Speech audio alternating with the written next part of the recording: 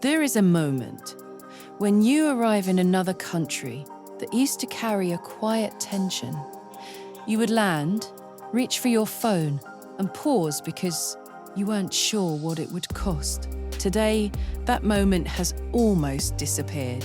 You land, you unlock your phone, and you continue as if nothing has changed. Messages arrive, maps load, calls connect. There is no visible transition, no warning, no need to adapt your behavior. Your phone does not acknowledge the border you just crossed. And because this experience feels natural, it is rarely questioned. But it wasn't always like this. Not long ago, crossing a border meant entering a different kind of space, one where your ability to communicate became limited. People turned off mobile data, avoided calls, searched for Wi-Fi, or accepted that staying connected would come at a cost. The border was not only physical, it was digital, and it shaped behavior in subtle but consistent ways. In 2017, the European Union introduced a policy known as Roam Like at Home. Its premise was simple. You could use your mobile plan in another EU country without additional charges. But what changed was not only pricing. What changed was continuity. Your connections stopped resetting at every border. This experience, however effortless it feels, depends on a complex system. Telecom operators across Europe coordinate their networks. Regulations define how costs are shared. Limits are set to ensure fairness. Behind the simplicity of everyday use lies a carefully constructed framework that allows multiple systems to function as one. It is a reminder that seamless experiences are rarely simple.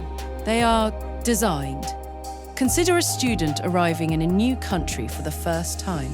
They step out of the airport, open their phone, and begin to navigate a place they do not yet understand. They message a new classmate. They call home. They move through the city. There is no hesitation, no adjustment, no interruption in how they communicate. The system does not demand attention. It simply allows continuity. And in doing so, it makes movement feel different. To understand this, it helps to imagine the opposite. Imagine arriving in another country and realizing your connection no longer works the same way. You hesitate, you turn off data, you wait. The border reappears, not as a line on a map, but as a disruption in your ability to act. What once felt natural becomes effortful again, and suddenly, the system becomes visible. Roaming is often described as a consumer benefit, but it is something more than that. It is an example of how systems can be designed to reduce friction, to support continuity, and to make a diverse space function as one.